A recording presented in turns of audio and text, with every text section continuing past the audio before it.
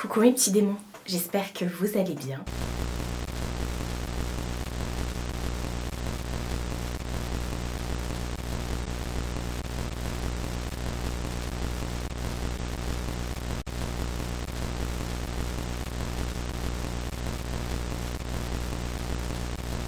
On se retrouve aujourd'hui pour une vidéo thread horreur. Oui, j'ai décidé maintenant d'appeler ça thread horreur parce que Paranormal Story, ça vous parle pas. Effectivement, je vais pas vous mentir, vous savez, ici on se cache rien. J'ai remarqué que sur la chaîne des autres, quand c'était écrit thread horreur, finalement ça fonctionnait plus ou moins bien. Et quand il y a écrit paranormal et tout ça, alors que c'est exactement la même chose. Donc comme j'en avais marre que mes vidéos ne soient pas regardées, alors que voilà, ce sont vos histoires que je raconte en vidéo et ça vous implique et tout ça, j'en avais marre que ce soit pas assez vu. On va changer le titre et on verra bien ce que ça donne. Peut-être que je devrais pas vous raconter ça. Enfin, ici on se cache rien, vous savez l'habitude. Donc je vous retrouve cette fois-ci pour des histoires, encore une fois paranormales, vos histoires que vous m'avez envoyées à mon adresse mail que je vous remets juste ici et que vous retrouvez toujours dans la barre d'infos. Je tiens à remercier les personnes qui m'envoient des histoires à chaque fois. Donc merci beaucoup beaucoup, j'en ai encore à lire, mais on va bientôt arriver à la fin. Enfin, je pense qu'on a encore de quoi faire 2 ou 3 vidéos. Donc n'hésitez pas à m'envoyer vos adresses. Non, pas vos adresses. Si vous voulez m'envoyer votre adresse, vous pouvez, mais ça ne changera rien. Mais à m'envoyer vos histoires paranormales qu'on lira bien sûr en vidéo parce que je lis toutes vos histoires. Ici, il n'y a pas de jugement. On est là vraiment pour découvrir ça ensemble. Personne n'est là pour se juger. S'il y a des commentaires qui sont malveillants ou autres, de toute façon, ils sont systématiquement banni, voilà. Comme d'habitude, je prends mon téléphone, j'accède à ma boîte mail et j'ai regardé cette fois-ci, on va avoir 2 histoires paranormales. Je sais que vous aimez quand il y en a beaucoup plus, mais ce sont des histoires qui vont durer un petit bout de temps. Donc c'est pour ça que je me suis dit qu'on allait découvrir ça ensemble et que 2, c'était largement suffisant. Allez, c'est parti pour la première histoire. Alors, comme la première personne ne me dit pas si je peux la nommer ou pas, on va l'appeler Sabrina. Voilà, comme Sabrina la petite sorcière. Donc elle m'a envoyé 2 mails. À chaque fois, les histoires que je vais vous lire, c'est en 2 mails. Donc c'est pour ça, on va découvrir ça ensemble. Je vous ai dit, on va regrouper ça en une seule vidéo, 2 histoires. Parce qu'il y a quand même 2 mails par histoire. Après, c'est pas non plus des longs mails. Mais bon, c'est pas grave, on se garde un peu plus d'histoire pour les autres vidéos. Donc coucou Marie, je te suis sur Instagram et YouTube, tu es un rayon de soleil. Merci beaucoup. Je t'avais envoyé un message pour te dire que j'allais t'envoyer un mail. L'histoire commence le 31 mars 2022 au matin. Et c'est tout récent. Effectivement, enfin ça fait un petit peu plus d'1 an. Ma maman a fait un malaise. J'appelle les pompiers et je l'emmène à l'hôpital. Je prends ses nouvelles par téléphone. Il m'explique que ma maman est très faible, fatiguée. Elle avait déjà un problème aux intestins. Les jours passent, je vais la voir tous les jours. Puis le 5 avril, le médecin des urgences me dit « Venez vite voir votre maman, il faut que je vous parle ».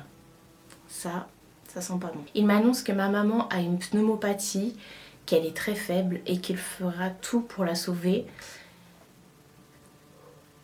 Je vais la voir tous les jours, lui parle, met de la crème sur son visage, la coiffe, lui masse les mains et lui tenait beaucoup les mains et lui faisait plein de bisous pour respirer son odeur. J'imagine même pas dans quel état tu étais. Plus les jours passaient, plus elle était faible. Le médecin traitant a été voir ma maman et a demandé au médecin de l'hôpital pourquoi ma mère n'avait pas de masque.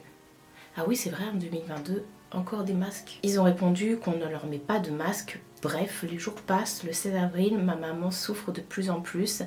Elle me serrait fort la main. C'était la dernière fois qu'elle me la serrait. Ils mettent un traitement plus fort pour ne pas qu'elle souffre, avec l'accord du médecin traitant et moi. Et les jours passent, ma maman n'a plus aucune trace et ne peut plus me serrer la main. Je sais pas ce que tu veux entendre par n'a plus aucune trace, peut-être force. Je prends rendez-vous avec mon médecin traitant, qui était aussi celui de ma maman, et je lui dis qu'on ne se cache pas les choses. Et il me répond qu'il n'y a plus que le cœur de ma maman qui fonctionne, mais faible. Je vais voir ma maman avec une de mes amies, je lui explique que j'ai un pressentiment. On était alors le 20 avril, le jour de la Saint-Odette, qui était le prénom de ma grand-mère. Donc la maman de ma maman. On va la voir toutes les deux, je parle avec elle. comme d'habitude, refais les mêmes choses que d'habitude. Puis je vois les infirmiers comme tous les jours. Je dis au revoir à ma maman, je l'embrasse sur la joue droite et je lui dis qu'elle peut partir, qu'elle ne s'inquiète pas. Mon amie est là et je lui dis à demain, je t'aime maman. Avec mon amie, nous sommes partis voir les pompes funèbres. Je ne voulais pas y aller seule. Puis on repart et là mon téléphone sonne et on me dit, madame, votre maman est partie. Avec mon amie, on a repris le bus. Je ne voulais pas y croire. Mais quand j'ai vu ma maman décédée, je tremblais. J'avais plus la force. Je lui ai dit un dernier je t'aime, puis j'ai récupéré ses affaires. Le 26 avril à 12h15 étaient les obsèques et le service funéraire lui a lu la lettre que j'avais écrite. Ouais, quel courage d'écrire un courrier comme ça. Il me demande de poser la lettre sur le cercueil. J'ai posé les lettres. Il a mis la chanson de Céline Dion. Je veille sur celle qui m'a tout appris. J'ai posé la main sur le cercueil. Et je lui ai dit je t'aime avec mon ami et nous sommes partis. Donc ça, c'est la première partie du mail de Sabrina, entre guillemets. Pour l'instant, rien de paranormal, mais quelque chose de très dur et émouvant. Nous sommes revenus avec mon ami pour la dispersion des cendres au jardin des souvenirs. Je vais la voir pour mettre des fleurs. Ma maman était malheureusement handicapée. J'étais son aide-soignante, on était fusionnels, elle était ma confidente et mon rayon de soleil. Même si on se disputait parfois. Ah, qui mord adore, hein, c'est ce qu'on dit. On s'aimait tellement. Le 20 et le 26, ce sont les pires jours de ma vie. Je lui ai promis de me battre et de rester forte. Je souhaite à personne de perdre ma maman. Le jour où ma maman est décédée, quand je suis sortie de l'hôpital avec mon amie, il y avait plein de pies. Et parfois, je vois une des pies. Je sais que c'est ma maman qui me dit qu'elle est là. Je sens sa présence dans l'appartement comme une protection. Je lui parle tous les jours à ma maman Ange. Elle adorait les films de Noël. Je vais le décorer mon appartement pour Noël pour lui montrer que je décore l'appartement malgré que je vais être seule pour Noël cette année. J'espère que tu ne vas pas pleurer. Alors non, je ne vais pas pleurer effectivement. Profite de ta maman. Moi je disais à ma maman Ange, Mamoun, Duchesse, Mamounette, bisous à toi. Alors, voilà la première histoire. Alors effectivement, bon, c'est pas une histoire paranormale, mais bon, j'ai 2-3 petits trucs quand même à vous dire par rapport à ça. Je pense que Sabrina avait besoin de m'envoyer ce mail.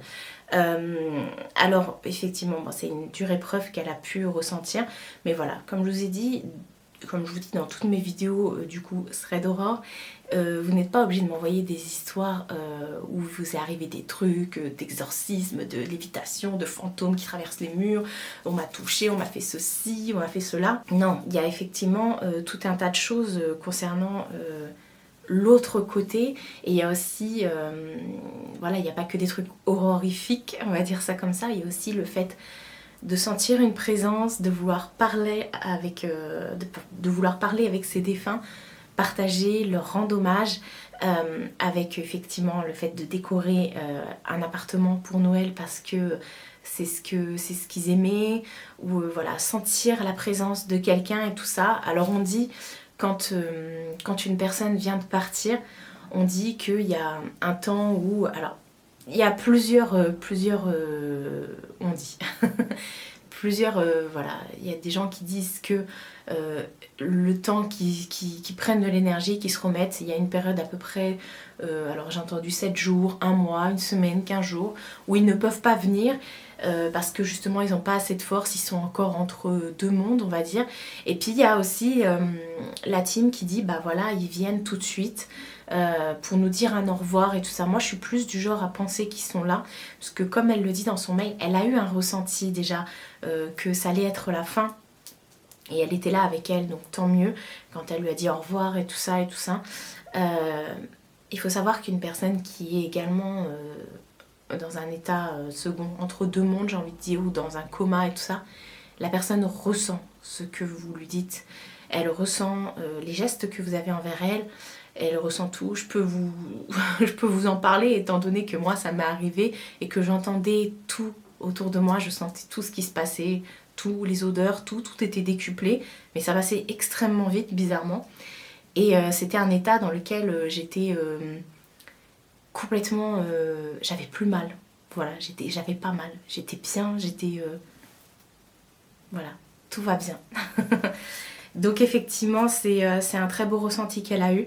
Et moi ce que je te conseille de faire Sabrina, même si je te connais sous ton autre nom parce que tu m'envoies beaucoup de commentaires sous mes vidéos. D'ailleurs je te remercie beaucoup parce que tu es là depuis des années. Et bah ce que je te conseille de faire c'est effectivement continuer à décorer, continuer à parler à ta mamounette comme tu dis et continuer vraiment ces petits trucs du quotidien qu'elle aime bien parce que nos défunts ils nous voient. Quoi qu'il arrive, que ça fasse 7 jours, un mois comme je vous ai dit, pour moi ils sont là, ils nous voient et ils ressentent notre tristesse et leur but c'est pas de nous faire du mal, c'est justement qu'on continue à être heureux et parfois ça peut nous aider à passer à autre chose, voilà, entre guillemets, même si on ne passe vraiment jamais à autre chose. Enfin voilà, commentaire, mail très émouvant et...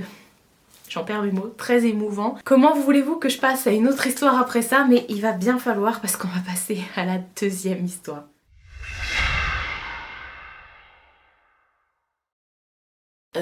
J'ai bien l'impression que je peux dire son nom, de toute façon c'est un nom qui est assez commun. Bah de toute façon tous les prénoms sont assez communs. Mais voilà, bon on va y aller. Donc elle me dit: bonjour Marie, mon histoire est longue mais voilà. En 91 j'ai fait un arrêt cardiaque et je croyais en Dieu. Mais j'avais renié l'église et je ne m'y retrouvais pas. Décidément je suis... Quand j'ai été réanimée, je suis revenue avec un don. À ce moment-là, j'en avais aucune idée. Oh, et bah là ça commence vraiment très bien. Moi je suis pas revenue avec un don, alors moi je suis pas morte, hein. J'ai fait un semi-coma, enfin un coma quoi. Mais maintenant avec la maladie c'est vrai qu'on a plus tendance à se rapprocher de la religion. Enfin moi perso j'étais très religion déjà, je suis quelqu'un, voilà, je suis chrétienne, je crois en Dieu depuis toute petite, hein. Mais là je me dis que s'il n'y avait pas de Dieu par exemple, bon après c'est mes convictions, voilà, enfin bref. Quelques mois plus tard je sors de l'hôpital, je rêve de telle personne qui va mourir et je me réveille et je le raconte à ma mère. Le téléphone sonne et ma mère apprend que le père de ma meilleure amie est décédé. D'accord. Je le dis à ma mère et celle-ci me répond: Caro, c'est une coïncidence. Je me dis que oui, c'est possible. 4 nuits plus tard, je rêve que mon cousin décède.